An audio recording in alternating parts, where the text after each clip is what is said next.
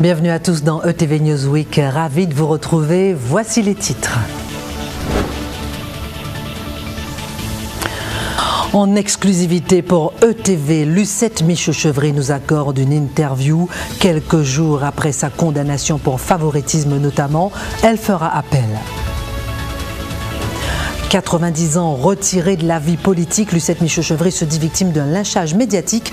Vous verrez pourquoi dans cette édition. Stop au féminicide, soyons plus attentifs aux signes précurseurs. La CAF informe les femmes. La semaine sismique a eu lieu, simulateur de séisme, information sur les bons gestes en cas de séisme. On commence par cette exclusivité pour vous sur ETV, l'interview de Lucette Michaud-Chevry. Combative jusqu'au bout, elle se dit victime d'un lynchage médiatique, elle fera appel. Âgée de 90 ans, retirée de la vie politique, l'ex-présidente de la collectivité d'agglomération Grand Sud Caraïbes a été condamnée à 2 ans de prison avec sursis. La cause ? Le non-respect du Code de l'environnement et de la santé et favoritisme dans l'attribution de marchés publics. Voici les précisions et l'interview de Marius Mathieu.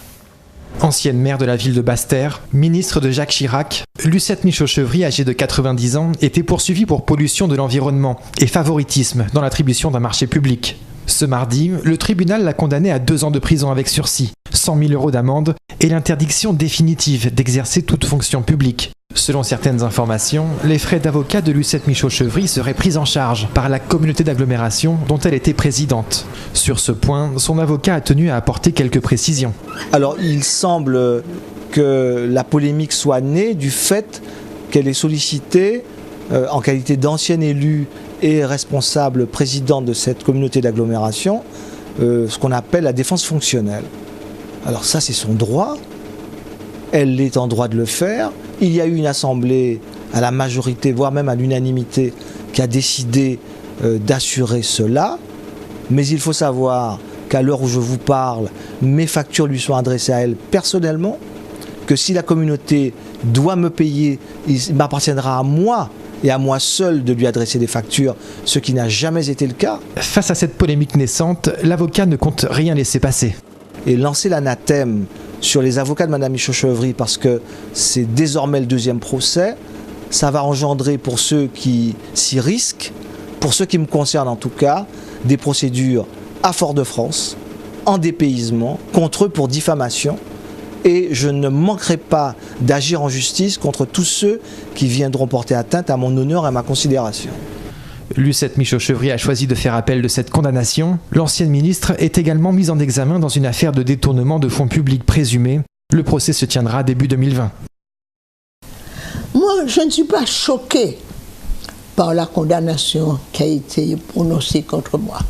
Je passe devant la justice, le juge rend sa décision. Mais quand un avocat comme moi lit l'exposé des motifs, je me dois de parler, j'ai peur. Mais je vais vous dire, cette condamnation pour l'usine n'est pas anodine. Je ne suis pas une gamine en politique. Au moment où il y a tout un cinéma sur le chlordécone, au moment où la France découvre, à travers les parlementaires de tous bords politiques, que la population de Guadeloupe, de Martinique est contaminée avec le chlordécone, au moment où des ministres de l'État français reconnaissent la responsabilité de l'État qui, depuis 1991, donne du chlordécone ici, il faut quand même réduire la responsabilité de l'État. Il faut que l'État dise oui, nous avons commis des erreurs, mais vous aussi, notamment une personnalité qui n'est pas inconnue, ancien ministre à 2 reprises, sous François Mitterrand, a utilisé de l'eau contaminée. Ben c'est faux. On n'a jamais entendu la CGSP, on n'a jamais cherché, je n'ai pas construit l'usine. Et le terrain, on ne peut même pas régulariser, le terrain n'est pas à nous. Voilà le dossier. Enfin, nous avons des stations d'épuration en mer qui s'abîment, qui se cassent. Je dis, je mets l'État français au défi, depuis la décentralisation, de démontrer qu'ils nous ont transféré tout ce qui est propriété d'eau. captage, tuyau, rien du tout. N'oubliez pas qu'en 1976, Haroun Tazef était ici avec l'ancien ministre de l'Environnement qui a démissionné, M. Bernard Hulot, pour les événements de la Soufrière. Et il y a un rapport d'Haroun Tazef de septembre 1976 qui dit « Le soufre qui a coulé dans les canalisations va provoquer une dégradation de ces canalisations, il faudrait faire attention. » On n'a rien fait, je ne condamne pas l'État, nous-mêmes nous n'avons rien fait, il y avait des priorités, Mais aujourd'hui, c'est quand même bien qu'un élu de l'outre-mer soit condamné pour le chlordécone. Quand on va demander à l'État, il va dire mais il y a une responsabilité partagée. J'ai 90 ans, je vais mourir bientôt, mais il restera quand même une responsabilité. Je ne suis pas une gamine, j'étais aux affaires étrangères. Et M. Mitterrand m'a appris comment la politique étrangère se faisait et ce qu'on devait faire. En politique étrangère, tous les moyens sont bons. Et quand je lis cette décision de justice, parce que la justice est un pilier, la justice est rendue au nom du peuple français. Alors, monsieur, je ne suis pas fâché. J'ai des larmes parce que j'ai mal pour la justice. C'est tout ce que j'ai à dire sur ce dossier. L'esclavage est aboli depuis près de 200 ans, mais des questions restent encore en suspens. Par exemple, les terres de Cadette Sainte-Rose, à qui appartiennent-elles? Le syndicat agricole des petits planteurs de Cadette Sainte-Rose, qui les revendique, a encore fait parler de lui. Voici les précisions de Marjorie Nadal. Ce matin à Sarcelles, le syndicat agricole des petits planteurs est venu une nouvelle fois constater les dégâts. Selon eux, mardi dernier, l'ONF aurait détruit les 2,7 hectares de terre qu'occupait l'un de leurs agriculteurs. Depuis 1985, le bras de fer est continu pour déterminer qui possède ces terres. Selon le syndicat et d'après un document du Conseil général de la colonie de 1909, il reviendrait aux petits planteurs de Cadette Sainte-Rose et non à l'ONF. Le syndicat des petits planteurs à Sainte-Rose soit déclaré dès à présent propriétaire d'un terrain domaniaux sur lesquels se trouvent les plantations. Ces plantations ont été faites sur les terres appartenant au domaine. Le ministre de la colonie a bien dit attribuer ces terres aux travailleurs et faire de ces nouveaux libres des citoyens français. Pourtant, dans un arrêté de 1948, les terres agricoles ont été réparties entre l'État, le département et les communes. Pour tenter d'apaiser le conflit, un protocole a été mis en place en 2001 pour que les agriculteurs puissent rester s'ils respectent certains critères. La convention étant résiliée, l'agriculteur expulsé si l'un des critères n'est pas respecté. Pour le syndicat agricole, ce protocole n'est pas démocratique. Ils ont imposé ce qu'ils appellent un protocole. Un protocole, je dis bien, ce n'est pas un protocole d'accord, mais un protocole dicté à ces gens-là, les obligeant sur certaines conditions pour qu'ils restent, il faut qu'ils signent, il faut qu'ils payent. On ne se permet pas de prendre une bulldozer et de passer dans le jardin de quelqu'un, de tout casser et de dire que c'est le fait qu'il ne paye pas, il avait signé un protocole ou pas. Il a signé un protocole que nous contestons, c'est un dictat. Et il a signé un protocole dans les mains de quelqu'un qui n'est pas propriétaire. Selon eux, la destruction d'un terrain sans accord juridique est inadmissible. Ils veulent ainsi continuer le combat, mais face à la justice. On se permet de dire que je me donne le droit de casser le jardin de quelqu'un alors qu'il y a une justice. Alors effectivement, nous irons devant la justice pour voir qu'est-ce que la justice dit. Et le peuple guadeloupéen, le peuple du monde entier seront témoins de ce qui va se passer. S'ils ils ont le droit d'entrer casser le jardin de quelqu'un, eh bien on verra ça devant la justice. Nous sommes sereins, nous sommes confiants, nous sommes déterminés et nous sommes bien documentés pour dire à n'importe qui que les propriétés que l'ONF a volées en Guadeloupe appartiennent bien au syndicat des petits planteurs de Cadette Sainte-Rose. Selon l'ONF, de nombreuses décisions judiciaires d'expulsion ont été ordonnées par le tribunal de grande instance de Basse-Terre. Pour eux, la forêt de Sarcelles leur appartient et certains planteurs seraient alors sur leurs terres de manière illicite. Le conflit est loin d'être fini. La CAF a organisé une journée afin de sensibiliser les femmes aux violences conjugales, détecter les premiers signes afin d'éviter de faire partie du bilan macabre des féminicides. Marjorie Nadal. Aujourd'hui, à Bémao, plus de 250 femmes victimes de violences se sont réunies. Avec cette manifestation organisée par la CAF, elles ont pu se confier, se soutenir et prendre la parole. évoquèrent ensemble les signes précurseurs de la violence conjugale. On essaie d'éloigner les amis et la famille de sa femme. Là, c'est un isolement qu'on met autour de soi, donc après, tout commence. Les signes précurseurs qui ressortent, c'est la violence verbale, la violence physique ou sexuelle, l'isolement de la famille, les reproches, les mépris, le manque de considération, l'attitude envers la femme qui se maquille, mais on va lui dire des mots qui ne sont pas toujours agréables, des injures. Chaque année en France, 220 000 femmes sont victimes de violences physiques ou sexuelles de la part de leur conjoint. 121 femmes y ont laissé leur vie. Samantha, elle, a vécu 8 ans d'horreur. Depuis 1 an, grâce à son courage et à l'aide de travailleurs sociaux, elle a pu s'en sortir. On n'était même pas encore mariés, elle me frappait. Et moi, par la naïveté, je l'aimais tellement que je me suis mariée avec lui. Parce que je ne me confiais pas à mes parents, rien du tout. Et ensuite, à cause de ça, j'ai même fait 2 fausses couches. On a fait un enfant ensemble. Et le jour que ça m'a donné un déclic que je puisse partir dans la maison conjugale, il a frappé mon fils par rapport à une télé. Et moi, ce jour-là, j'ai dit non, je ne peux pas accepter qu'il m'a donné des coups après plusieurs années et qu'il donne à mon fils des coups encore. Moi, j'ai porté plainte. J'ai dit non, ça suffit. J'ai dit je ne peux plus rester dans cette situation. Pour Victoria, mère de 3 enfants, c'est aussi la délivrance. C'était pas facile pour moi. Très très difficile et les regards des autres, c'était vraiment difficile. Aujourd'hui là, je suis vraiment fière et j'avance, j'ai moins peur et il y aura plein de belles choses aussi qui vont arriver bientôt aussi. Et je pense retourner dans ma commune que j'ai dû quitter par rapport à cette peur et cette souffrance. Cette journée permet alors de sensibiliser aux différents dispositifs existants.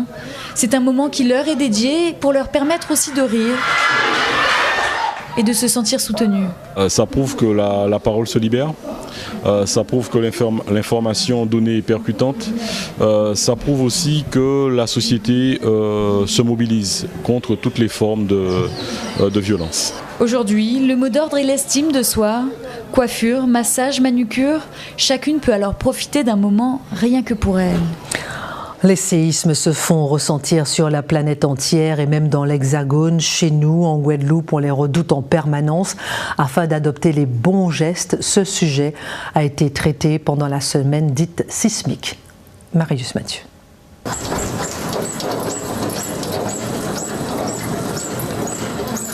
Des secousses relativement faibles au tremblement d'une magnitude de 7,5 sur l'échelle de Richter, identique à celui observé en Turquie en 1999 et qui a fait plus de 18 000 victimes. Ce mercredi matin, dans ce centre commercial, quelques passants ressentent pour la première fois un tremblement de terre grâce à ce simulateur de séisme apporté par la Croix-Rouge. Ça déstabilise vraiment. Au sol, c'est pour vraiment au sol, ça peut déstabiliser, causer beaucoup de chutes. C'est la peur totale, c'est la trouille. C'est vraiment impressionnant. Après l'initiation, la prévention, ressentir un séisme peut permettre d'éviter l'effet de sidération en situation réelle. En d'autres termes, garder les idées claires pour adopter tout de suite de bons réflexes. Avant, il y a tout un ensemble de choses à faire pour permettre de limiter l'impact d'un séisme. Fixer les meubles sur les murs, par exemple, constituer son kit de survie. Pendant la secousse, il y a également des choses à faire et le maître mot, c'est se protéger. Si on est proche d'une porte, il faut sortir. Si on ne peut pas sortir rapidement en moins de 10 secondes, il faut se mettre sous une table. Tout de suite après la secousse, notamment couper tout ce qui est fluide pour éviter qu'il y ait des fuites de gaz qui pourraient être un second accident pour les personnes. Et l'objectif de la session de sensibilisation, en plus du simulateur, c'est ça, s'approprier les bons gestes. L'objectif de la Croix-Rouge, faire entrer les Guadeloupéens dans la culture du risque, comme au Mexique ou encore au Japon, des pays à la pointe de la prévention des risques naturels. On va parler maintenant du monde de l'entreprise qui va vers les lycéens. Le groupe Moueza a décidé de parrainer la première promotion de CAP employé de vente spécialisé en apprentissage. Marius Mathieu vous explique tout. Nous avons accepté aujourd'hui, chose que très peu d'entreprises font, d'accepter les jeunes de niveau 5. Il faut être très sérieux dans ce que vous faites et c'est le sérieux qui paye. Dès que vous serez sérieux, dites-vous bien que vous allez réussir. La réussite passe d'abord par le sérieux. Et savoir aussi que vous avez un destin commun qui est celui de participer à l'évolution de votre pays. Ce mardi matin, signature d'une convention de parrainage entre le lycée polyvalent Carnot et les magasins Général Bricolage. Le but, accompagner une toute nouvelle section de formation en apprentissage. Une filière parfois boudée, mais très professionnalisante. La voie de l'apprentissage est aussi une voie d'excellence pour permettre à nos jeunes une meilleure insertion dans la vie professionnelle. Nous avons prévu d'ouvrir cette formation en apprentissage et nous l'avons ouverte en CAP, niveau 5, parce que trop souvent, les élèves de ce niveau n'ont pas toujours une bonne insertion dans la vie professionnelle. Pour contribuer de façon active à la formation de ces jeunes, le partenariat s'appuie sur des actions phares, comme le recrutement et l'accueil adapté des élèves en entreprise, ou encore l'organisation d'un challenge du meilleur apprenti 2020. Ce matin, première immersion pour cette promotion, de quoi se projeter un peu vers l'avenir. Ça me montre déjà quel type d'entreprise qui est ciblé, ça me montre quels produits qui vendent, parce que c'est très important dans la vente de savoir le produit qu'on vend, parce qu'on doit savoir le défendre et le négocier. Ça me montre aussi un peu le personnel qu'il y a, comment il fonctionne.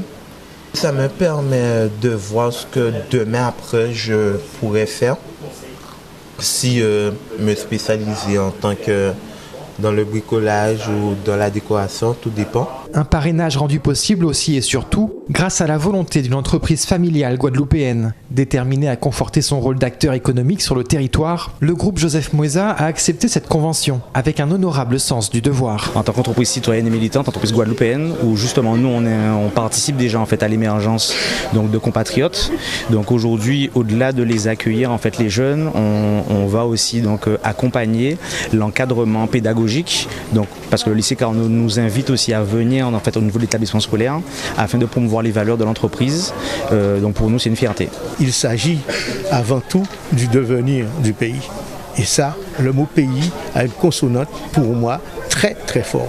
Et nous sommes redevables du pays qui nous fait vivre. Donc nous devons tout lui donner. Et c'est ce que nous faisons de manière continuelle. C'est notre engagement, le pays. En Guadeloupe, 43% de la population active de 15 à 29 ans est sans emploi. Avec la multiplication de ces actions concrètes pour les jeunes, cette tendance pourrait bien évoluer sur le territoire dans les années à venir. Après les cercueils écolos en carton notamment, maintenant place au vélo corbillard. Il a été lancé par un gérant de pompes funèbres de Capesterre-Belle-Eau. Les précisions de Marjorie Nadal. Franck Lurel conduit un vélo pas comme les autres.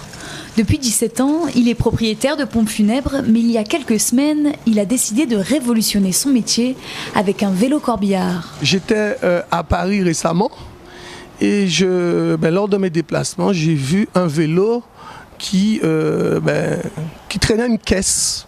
J'ai regardé attentivement pour voir quel était l'équilibre, comment ça se passait. Et depuis, je me suis dit, si un vélo peut traîner une caisse, pourquoi un vélo ne pourrait pas traîner un cercueil? En revenant en Guadeloupe, j'ai vu un ferronnier. Il m'a dit, mais t'es fou? Je dis, mais non, je ne suis pas fou, faisons ça ensemble. Lors de l'enterrement, Franck et ses employés se tiendront derrière le guidon. Cependant, la famille ou les amis du défunt, s'ils le souhaitent, pourront prendre les commandes pour une cérémonie plus intime encore. Il remplace alors le corbillard de luxe traditionnel par ce vélo beaucoup plus atypique. Les funérailles coûtent quand même un prix.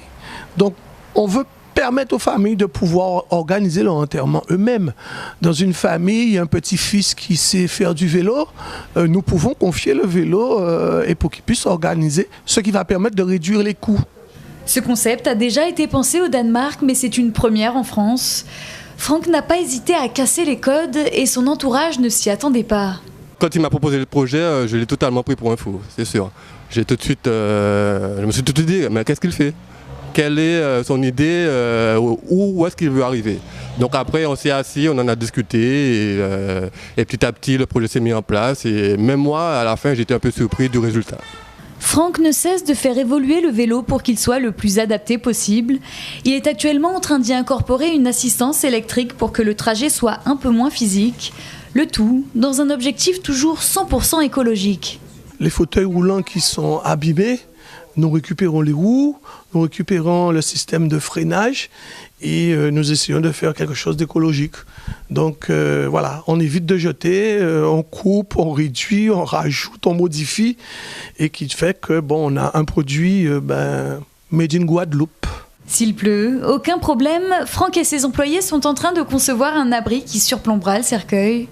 Et pour cette fin d'année, ils préparent une surprise qu'il a hâte de pouvoir dévoiler. Après le succès de leur déploiement en métropole, c'est au tour des territoires ultramarins de se lancer dans le dispositif des microfolies. Ce sont des salles culturelles itinérantes. L'idée est de répondre à l'isolement d'une certaine partie du territoire au niveau culturel. Marjorie Nadal. Vous l'avez peut-être déjà vu près de chez vous. Cette salle gonflable proposait depuis un an des projections de films le soir. Désormais, en journée, c'est un accès virtuel et gratuit au musée du Louvre ou encore au château de Versailles. À Pointe-à-Pitre, les enfants de cette classe de CP ont déjà pu en profiter. J'ai aimé parce que c'était trop bien quand j'ai entendu qu'on allait faire une sortie. J'ai aimé la statue, le cheval, avec la dame dessus. Moi, j'aime bien dessiner, mais moi, j'aurais pas réalisé des trucs comme ça, des trucs qui sont tellement beaux. Peintures, statues, monuments, musique, tous les plus beaux musées de France et d'ailleurs sont représentés. Dans cette salle, pouvant contenir 125 places, des tablettes permettent à chacun de pouvoir suivre les projections en temps réel en ayant quelques informations supplémentaires. C'est bien parce que des fois, nos enfants ont besoin de savoir d'où ils viennent et leur ancêtre en premier lieu et ce qui s'est passé avant. Ce concept des microfolies est lancé partout en France, mais en Guadeloupe, il s'agit du premier musée itinérant. Début décembre, il se déplacera jusqu'à Petit Canal. C'est ainsi la possibilité de pouvoir mettre la culture à la portée de tous. C'est pour rapprocher la culture des gens, parce que souvent, c'est pas forcément évident de connaître des œuvres connues comme la Joconde, etc. Pour pouvoir voir ces œuvres-là, il faut aller dans les musées qui se trouvent dans des grandes villes, etc. Donc là, avec ce produit, on permet aux gens d'avoir la possibilité de voir des œuvres, peut-être pas physiquement, mais avec des informations dessus, des contenus. En 2020, une collection d'œuvres des Antilles Guyane viendra compléter la programmation. Des Sainte-Anne, La Désirade, Marie-Galante, soyez vigilants, la salle pourra bientôt être près de chez vous. Pour terminer, petite escale dans une boutique, pas comme les autres, vous verrez pourquoi, avec Marjorie Nadal. Stickers, agenda, tampons ou encore machines de découpe, bienvenue dans le monde créatif de Muriel. Fille d'artisan et anciennement diplômée d'art, elle a décidé il y a 2 ans d'ouvrir sa boutique entre mercerie et papeterie. Son souhait, faire oublier un instant les smartphones pour revenir à l'essence même du papier. Le papier, c'est quand même une valeur sûre. À partir du moment où on a noté une information, on va pouvoir en fait visuellement mieux se souvenir. C'est ce qui se passait déjà quand on était étudiant à l'école. Prendre des notes permet de se souvenir davantage. Visuellement, pouvoir faire des marqueurs qu'on ne peut pas faire sur un téléphone mobile ou sur une tablette. On va pouvoir y apporter du stickers, du washi tape, de la couleur. Fini les calendriers numériques, Muriel propose agenda, bullet journal ou encore happy planner, une manière customisable et originale de pouvoir optimiser son quotidien. Si on organise correctement sa journée, on arrive davantage à se dégager du temps, même si on a une vie professionnelle chargée et même si on a des enfants. L'objectif justement, c'est d'arrêter de courir après le temps et de classifier les choses et les informations par ordre d'importance. Alors si on trouve ce temps, on peut se laisser convaincre par du loisir créatif. C'est justement ce que permettent les petits bijoux de cette boutique. Et Muriel insiste, ils ne sont pas destinés qu'aux enfants, mais également et surtout aux adultes. Ça peut tout simplement démarrer sur une organisation d'un événement, un baptême, un mariage. On a besoin de faire ses faire-part. Il y a un côté effectivement beaucoup plus valorisant de se dire j'ai fait moi-même. Et quand on va faire un cadeau à quelqu'un qu'on a fait soi-même, ça va aussi apporter une autre dimension dans l'amour qu'on y a apporté pour offrir ce cadeau. Alors Muriel n'a de cesse de partager sa passion. L'une de ses clientes, Véronique, a déjà été conquise par les loisirs créatifs et a même créé son propre Traveler, un album qu'elle a customisé. C'est une activité manuelle qui me permet de me détendre, qui me permet de faire un petit peu fonctionner mon imagination. Et en plus, avec la boutique, voilà, c'est complémentaire.